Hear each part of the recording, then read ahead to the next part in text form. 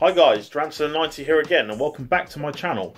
So for today's video I want to talk about something that is just amazing. I want to talk about Lord of the Rings Return of the King, the video game, and why it needs to be remastered and why everybody wants it to be remastered. I've seen so many things, so many posts about people, why this can't have a remaster. So I want to talk about, what, just all about a possible remaster really, and just, what they don't need to do to the game, to keep it the same. So without further ado, let's get on to it. Nice. So the Lord of the Rings games are just amazing. Looking back at stuff like the first one, Fellowship of the Ring, a terrible game. Probably because it wasn't developed by EA like the other two games were in the trilogy, but it was just horrible. I mean, you look at the character design, the voice acting, just everything about that game screamed just ugh. I never played it, but I just saw, just looking at gameplay alone was enough to just turn you away from it. Yes, it was following the story like it should, but it was just pathetic. But then, less than a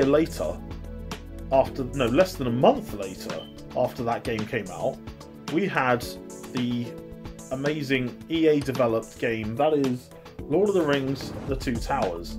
Now, this game, when it came out, was absolutely incredible. It defied all expectations. Everything about it was amazing. The combat, the characters, the voice acting, just everything about this game screamed it. And it's pretty cool the way it just, everything, how it plays, how it goes, everything about it just screams play me. At times, there are bits where you kind of feel that it's, for me, like there are bits like when you face like the trolls and stuff like that, and the shielded ones, some of the combat is a bit iffy at times, but for what it was absolutely incredible. Like, the mission I hated the most was the bit where you had to defend the gate at Helm's Deep, where you just keep having people coming in, and then you had like the suicide Uruks and just all these different ones would keep coming, or the archers, and it would be an absolute crazy thing to happen. And it was just crazy. Of course it was. For what it was just an absolute masterpiece. And, the replayability was there, and then it's all about the upgrading factor as well. Just being able to upgrade your weapons, with stronger attacks, learning new combos as well. It was just a joy to have this RPG element inside this game, and then following on with the story and kind of doing bits that, weren't necessarily in the movie, but were bits that were good nonetheless. But and then you fast forward a little bit later, and again, I've completely gone blank. But yeah, the game itself, going back to it today is a bit tough, I feel, just because of what we're going to move on to, in terms of combat, etc. So, putting this aside and how great it was, of course, what you came to see was Lord of the Rings Return of the King. Back when EA could actually make a game. Because, everything that came with the Two Towers was incredible. Everything that came with it was spectacular. But now we move on to this. Now we move on to something, again, you can start from Helm's Deep.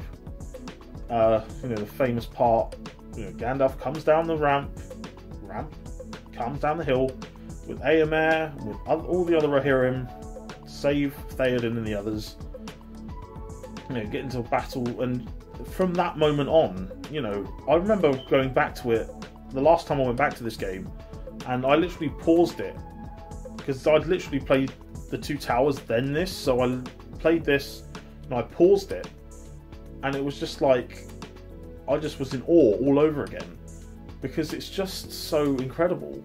Like, the combat is so much better. The, you know, going into, you know, having so many different, you know, the enemies are just so much better.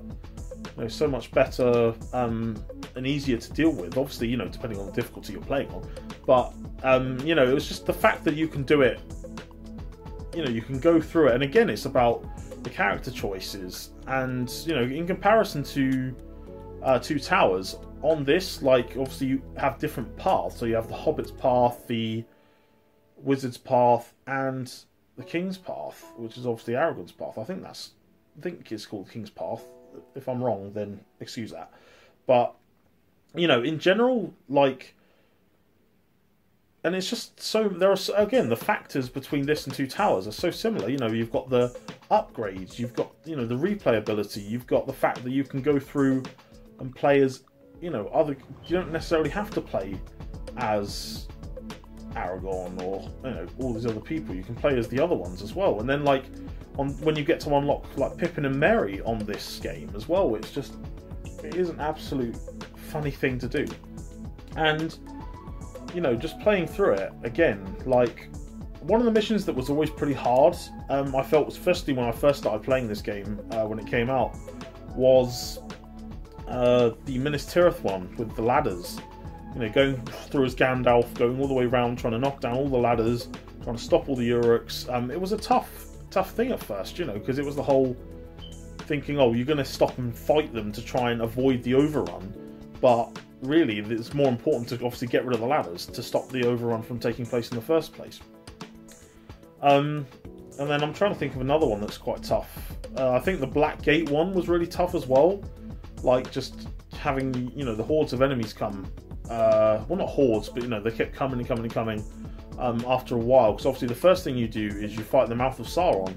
Now, one of the things about this is that, like, with the cutscenes, like, if you, like me, you know, when every single time I played this game, like, I had still not watched the extended trilogy of Lord of the Rings, so some of the bits, like, on the mission after, the first mission is Gandalf, after Helm's Deep, where you know, it shows the Uruks running into the forest, and then you're obviously on their trail, which obviously doesn't happen in the movie, but it happens, you know, as a level in the game, and it's like, you know, you don't do that. That doesn't happen in the movie. So when I first saw it, it's kind of like, well, I don't remember seeing that bit in the movie. You know, of course, on the non-extended version, you just see him running down the hill, and obviously, you know, they're screaming victory, etc. But on that one, you know, you see them, and obviously they get taken out by the Ents, so you know what happens on the movie, the extended version.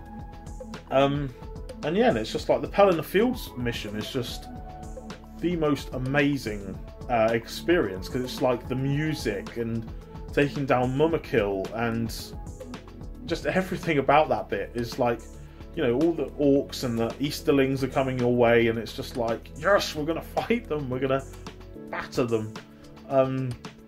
And, you know, going to get into perfect mode so many times. And that's another thing. You know, obviously obviously your upgrades also counts for how many points you've got, based on how many, like, fair kills, good kills, excellent kills, and perfect kills. And throughout the whole thing, it's just, like, there's one mission, other than, like, Pelennor Fields, which is Southern Gate, which is the one before Pelennor Fields, on Path of the King, where you literally, you know, the orcs keep coming and coming and coming and coming. Like, you can literally, that mission could take for you as long as you want it to take. Like, for a level-oriented game, like, for a game, you know, that's based on levels, you know, you can literally stay there and play, and, you know, keep battling the orcs and go into perfect mode so many times and get so many kills that, you know, your upgrades go through the roof because you have so many points to spend. And it's like that on when you first play Star Wars Force Unleashed, the beginning bit where you're playing as Vader and you're going into the you know, you're on Kashyyyk, and you're on the bit where you're going on the bridges, and there's a bit where you get up to where Wookiees keep respawning and spawning and spawning. So you literally just stand there and you just keep killing and killing and killing them using force powers, etc. You keep getting all the achievements of, you know, kill this many, do this, and then it's like they get them achievement for killing 200 Wookiees in the first level because they just keep coming. And that's the same with Southern Gate. You know, you literally keep on and on and on, like no matter what the task is on that game, on that mission that you're trying to do, it just keeps happening. You know, it just keeps, the orcs keep coming and coming, and you can literally just keep going from one side of the map to the other, battling all the orcs, and the battling all the orcs, and you know, you won't advance because, you know, there's nothing. You don't need to advance yet because, you know, each section of that level is up to you when to do it. So you can keep battling the orcs, getting all ready for your upgrades to level up your, you know, to get combos and to level up your attacks and to make your arrows more strong, powerful. Especially when you're Legolas, you know. And it's just crazy. You know, it just allows you to do that, and it's just one of those things where, and then there's the bonus bit as well at the end of this where you choose any character you want, and obviously you just have to survive, like, I think it's like 20 different like waves of enemies, and obviously it varies from, like, you know, undead people, from, you know, Army of the Undead, to obviously to orcs with shields, to Uruks with shields, to just plain Uruks, to berserkers, to trolls and spiders. It's just like all over the place. And that, and then of course you've got playing as the Hobbit one's quite a difficult one, especially in the Shelob bit, because there were times where, you know, obviously because as a Hobbit you can't fight an orc like you would if you fought as Aragorn, obviously. So, you know, you would go through it, and you go through the mission the Sam with Shelob, and you'd go through it and you fight the spiders, and but there were a lot of times where you'd get overwhelmed, or you'd like try and fight a spider and you're on one of those bits where you've got to use fire to clear the path, and you don't, so you keep getting like hit by the spider into the row of spiders to then get hurt by them because they're blocking your way, and it just becomes, it was annoying at first, but again, you know, as time goes on and you play these games back, it's just so, it's incredible. And you know, when it comes to the remaster of this, you know, again, like I said, so many people want it remastered, and it has to be, because it's like, it's one of those things where, you know, people want it remastered, but they want it remastered the right way. So, you know, they need to just stick to, you know, they don't need to change the levels, you know, in terms of, they don't need to change, don't really think they need to change the levels themselves. I mean, like, the design and everything is obviously going to be much more improved, but, you know, they don't really need to change the levels themselves, in my opinion anyway. So, you know, you can keep those the same, and then just, you know, imagining the visuals, like on the mission with the ladders where you're looking out and you can see them all. It'd be so great if you could just see all the orcs moving and the towers moving.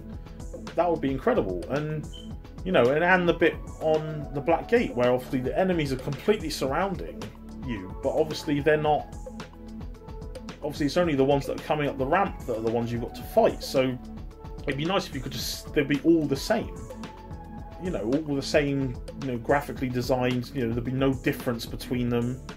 It'd be an absolutely incredible moment to do that. And I think that, you know, if that's something that they need to do, if they are going to remaster this, because we want it remastered, please. You know, we don't want any microtransactions for the upgrades, you know, that we've had with stuff like Avengers and all the other EA stuff like FIFA and whatever. You know, we just want it to be a good remaster. You know, like they've done on loads of other games. You know, just make it good. You know, don't change so much of it that it's like, it's not this game anymore. You know, don't completely overhaul it. Just, you know, just update what it looks like. You know, just add some more things. Maybe add different upgrades, maybe. You know, just all these little like snippets that need to be, well, not necessarily need to be, but maybe could do with changing.